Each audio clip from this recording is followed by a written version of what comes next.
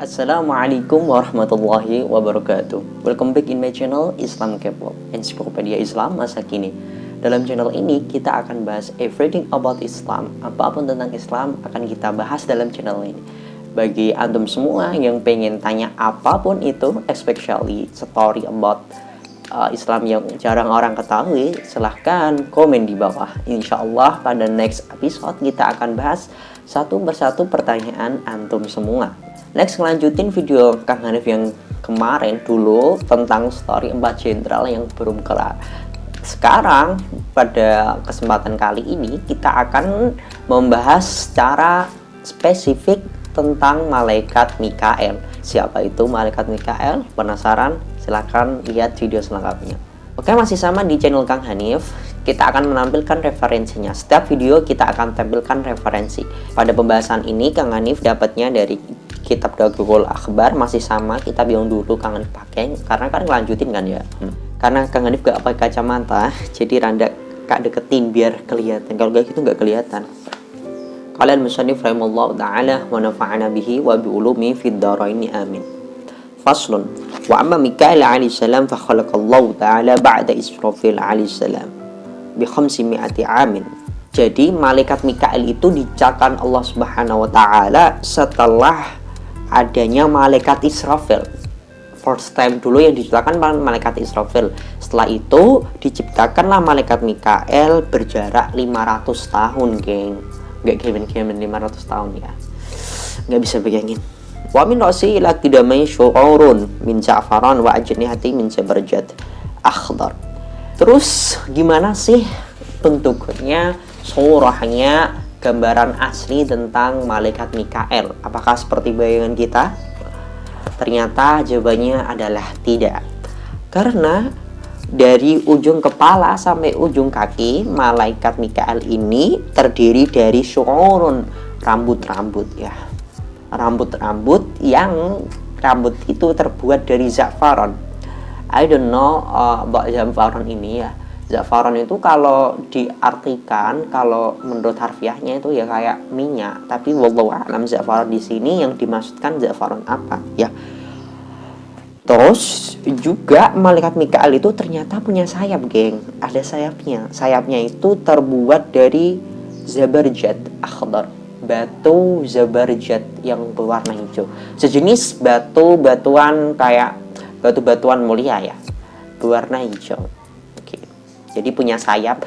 Jadi malaikat Mikael itu punya sayap dari ujung kepala sampai ujung kaki hanya rambut-rambut. Oke, gak bisa bayangin. Wa ala kulli sya'rah alfi wajhin. Setiap satu helai rambut, satu helai rambut yang ada di tubuh malaikat Mikael ada 1 juta wajah. 1 juta wajah. Ini hampir mirip juga kayak malaikat Israfil dulu ya. Jadi setiap rambut ada 1 juta wajah. Wa fi kulli wajhin alfi ainin. Setiap wajah itu memiliki 1 juta mata. 1 juta mata. Gak bisa dibayangin. Satu dari ujung kepala sampai ujung kaki rambut. Setiap rambut ada 1 juta kepala. Setiap kepala ada 1 juta mata. Gak seperti bayangan kita sebelumnya. Wa yabki bi kulli 'ainin rahmah lil mudnibin minal mu'minin. Jadi sebenarnya mata-mata yang kumpulan mata yang ada di malaikat Mikael itu selalu menangis. Menangis untuk apa? Menangis kepada kita para orang mukmin yang selalu melakukan dosa. Ya Allah, kita para orang mukmin yang selalu melakukan dosa itu selalu ditangisi oleh malaikat Mikael ya. Next, wa fi kulli wajhin alfi famin. Jadi setiap wajah itu juga memiliki 1 juta. 1 juta bibir. Ada satu wajah tuh, ada 1 juta mata, ada 1 juta bibir ya. Jangan dibayangin. Wa fi kulli famin alfi lisanin. Setiap mulut terdapat 1 juta lidah. Luar biasa sekali ya. Kullu lisan yamtiku bi alfi lughatin. Setiap lidah itu dia berbicara dengan 1 juta bahasa. Jadi sangat besar sekali. Setiap wajah tadi ada 1 juta mata, ada 1 juta ada 1 juta mulut. Setiap mulut itu ada 1 juta lidah. Setiap lidah itu dia berbicara dengan 1 juta bahasa. Wa kullu lisanin yastaghfirullah ta'ala lil mu'minin wal mudnibin. Setiap lisan itu, setiap lidahnya, setiap mulutnya malaikat Mikail itu selalu beristighfar. Beristighfar untuk apa? Beristighfar untuk orang mukmin yang selalu melakukan dosa. Jadi kita para orang mukmin itu selalu didoakan, diistighfari oleh malaikat Mikail. Tapi hal ini tidak boleh dijadikan sebuah benteng. Kalau gitu kita melakukan dosa aja lah. Ya jangan, oke. Next, wa yakturu min kulli ain sab'una alf qidrah. Next menceritakan tentang tangisan ya. Lebih spesifik lagi. Setiap mata yang ada di tubuh malaikat Mikail itu mengeluarkan tetesan air mata 70.000. Setiap mata itu tetesannya itu 70.000. Ini real ya di ibarahnya, nanti akan saya tampilkan ya. Ada referensinya ya. Fa yakhluqullah ta'ala min kulli qitrah milkan wahidan ala surati Mikail alaihissalam. Oh ternyata ya. Ternyata dari setiap tetes dari mata malaikat Mikail kan ada 70.000 tuh. Setiap tetesnya itu akan Allah menciptakan jadi malaikat kembali. Jadi reproduksinya itu setiap mata mengeluarkan 70.000. Setiap tetes Allah menciptakan malaikat baru dari malaikat Mikail. Yusabbihunallahu ta'ala ila yaumil qiyamah. Yang mana malaikat yang dari tetesan air mata malaikat Mikail ini itu dia selalu bertasbih kepada Allah mulai dari diciptakan hingga nanti yaumul qiyamah nanti. Wa asma'uhum karubiyun wa hum a'wanu li Mikail alaihissalam muwakkiluna 'alal matar wan nabatat wal arzaq wath thamar. Jadi dari setiap tetes yang diciptakan Allah dari tetesan air mata malaikat Mikail itu tercipta satu malaikat dari setiap satu tetes. Yang mana malaikat ini itu bertugas memiliki jobnya apa?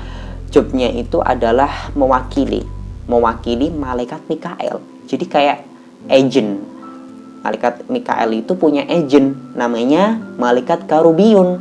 Jadi mereka semua itu namanya Karubiyun ya, agentnya malaikat Mikail.